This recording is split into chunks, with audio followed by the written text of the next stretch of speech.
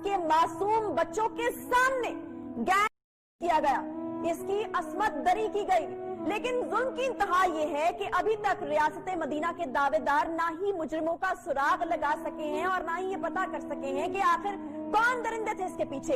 एक औरत पर ये कयामत गुजर गई, लेकिन ना ही जमीन फटी और ना ही आसमान गिरा। ना ही इस शर्मनाक वाक़े के बाद इंतजामी नाकामी का एतराफ करने वाले हुक्मरानों ने इस गैर जिम्मेदारी का मुजाहिरा करने पे कोई इस्तीफा दिया है। मगर रियासत मदीना के दावेदारों से आज अवाम ये सवाल पूछ रही है कि यहाँ बच्चों के सामने उनकी माओ के हो रहे हैं। हुक्मरान बताएं किसका गिरबान पकड़े, किससे मुंसफी चाहें।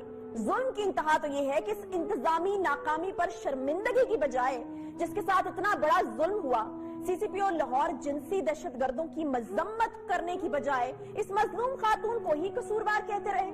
मुहाफिज बजाय अपनी कोताही पर माफी मांगते, शर्मिंदा होते, ये फरमाते रहे कि इज्तिमाई ज्यादती का शिकार होने वाली खातून को गाड़ी में तन्हा 3 बच्चों के हमरा मोटरवे की बजाय जीटी रोड से जाना चाहिए था। यानी कसूर ज्यादती करने वाले का नहीं है, अपने मासूम बच्चों के सामने ज्यादती का शिकार होने वाली औरत का है। कहानी ये है कि ये खातून अगर आपकी इल्म में हो तो रात 12:30 बजे डिफेंस से निकली हैं इधर जाने के लिए गुजरांवाला। अब मैं पहले तो ये हैरान हूँ कि 3 बच्चों की माँ है, अकेली ड्राइवर है, आप डिफेंस से निकली हो, आप सीधा रोड लो जीटी रोड जहाँ पे आबादी और घर चली जाओ। अगर आप इस तरफ से निकली हो तो कम से कम अपने पेट्रोल चेक कर लो, क्योंकि इस साइड पेट्रोल पंप नहीं होते। वो जैसे ही उन्होंने टोल प्लाजा क्रॉस किया सियालकोट उस पे मोटरवे पे, तो उससे जरा आगे जाके उन्होंने कहा जी मेरा पेट्रोल खत्म हो गया 1 बजे रात। अब 1 बजे रात पेट्रोल खत्म हो गया। अनफॉर्चुनेटली मोटरवे अभी तक यहाँ पर डिप्लॉयमेंट नहीं कर सकती, उनके पास रिसोर्सेज ह्यूमन वगैरह कम है, यहाँ पर डिप्लॉयमेंट नहीं हो सकी। लेकिन टोल प्लाजा खुला है जी, पैसे आपसे लिए जाएंगे, सहूलियात आपको कोई नहीं दी जाएंगी। आज हम आपको बताएंगे कि आखिर क्या वजह है कि मुमलकत खुदादाद में औरत की रुसवाई बार बार होती है, औरत की असमत दरी के वाकयात बार बार होते हैं। वो भेड़िए आखिर हैं कौन जिसने गुजरपुरा में एक औरत को इसके मासूम बच्चों के सामने ज्यादती का निशाना बनाया। जी नाजरीन, इन दरिंदों की एक खास किस्म की जहनियत होती है और इस जहनियत की कुछ निशानियां भी होती हैं। इस वाक़े के जिम्मेदारों की निशानदेही आज मैं आपको करके दिखाती हूँ। इस वाक़े के फौरी बाद जिसने ये कहा कि औरत अकेले सफर क्यों कर रही थी, इस वाक़े के बाद वो लोग जिनकी जहनियत ये है कि वो ये सवाल कर रहे थे कि अकेली औरत ने चलने से पहले गाड़ी का पेट्रोल चेक क्यों नहीं किया, यही वो जहनियत है जिसने गुजरपुरा में औरत के साथ रेप किया है। यही वो ज़हनियत है जिसने गुजरपुरा से पहले तमाम खवातीन की असमत दरी की है। और अगर औरत को महफूज बनाना है तो इस ज़हनियत को फंदे पर लटकाना होगा, ऐसी ज़हनियत को बेनकाब करना होगा जो बजाय इन दरिंदों को कैद करें हर वाक़े के बाद, जी हर वाक़े के बाद औरत की आजादी को सल्ब करने की बात करते हैं। अगर ज़हनियत को हमने पहले ही कुचल दिया होता तो गुजरपुरा में शर्मनाक वाक़या ना होता। खातून के अकेले सफर करने को रेप की वजह करार देने वाले ये भी बता दें कि क्या औरत को अकेले दफन करना चाहिए या महरम के साथ दफन करना पड़ेगा, क्योंकि आप लोग तो कब्र से लाश निकाल कर भी रेप कर देते हैं। औरत की असमत दरी का एक ना रुकने वाला सिलसिला है।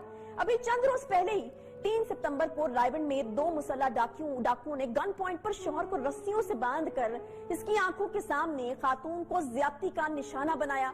3 महीने पहले 3 जून 2020 का वाक़या है जी, कहना में ये वाक़या पेश आया। शौहर और बेटों के सामने खातून से ज्यादती का वाक़या पेश आया था।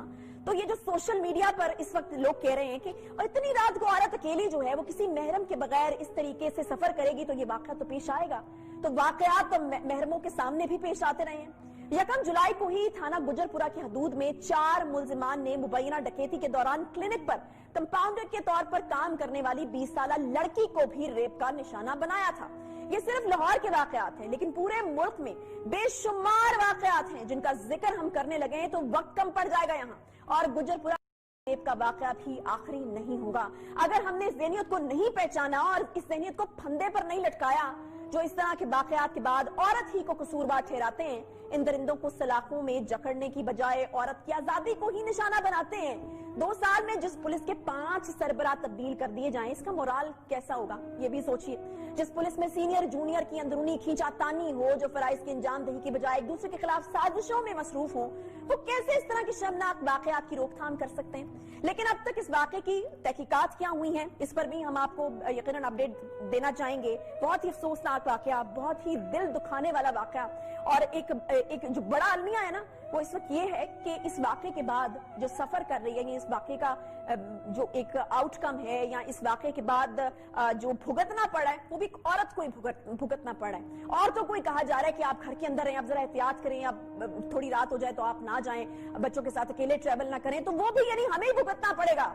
हुआ क्या है अब तक, मुझे बताइएगा कि तहकीकात में सही जो पेशरफ्त है वो क्या हुई है, हम जानना चाहते हैं, और जल्द अज जल्द हम चाहते हैं कि ये दरिंदे जो है वो अपने अंजाम को पहुंचे। आयशा, ये 2 रोज कबल का वाकया है, इंतहाई अफसोसनाक वाकया, जो गुज्जरपुरा के इलाका मोटरवे, जो सियालकोट को जाने वाली मोटरवे है, वहां पर 4 से 5 किलोमीटर ईस्टर्न बाईपास के आगे पे। सर मुझे ये बताएगा कि एफआईआर का क्या स्टेटस है, क्योंकि पहले कहा जा रहा था कि खातून जो हैं वो बैरून मुल्क से ताल्लुक रखती हैं, वहां की नेशनैलिटी उनके पास है, वो कोई एफआईआर नहीं कटवाना चाह रही, क्या स्टेटस क्या है अभी?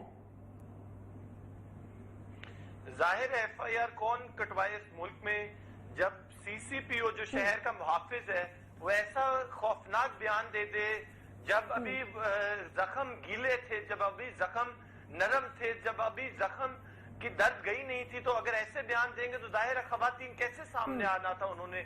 वो जाहिर है अपनी उनकी आइडेंटिटी आपने रिवील कर दी एफआईआर में। आपने एफआईआर पूरे शहर में बजाय उसका नाम सेंसर करके आप उसको पब्लिक करते, आपने उसको बड़ा एक ट्रॉफी समझ के एफआईआर पब्लिक कर दी। ये तो कोई हमारा कोई बुतुंगड़ अदारे का एक बहुत ही दिल दुखाने वाला और एक बहुत ही मायूस किस्म का बयान जो है वो सीसीपीओ लाहौर ने दिया है। डिपार्टमेंटल इंक्वायरी लॉन्च की जाए इस बंदे के खिलाफ, जिसने इस मुल्क के तमाम शहरियों के को हर्ट किया, उनके सेंटिमेंट को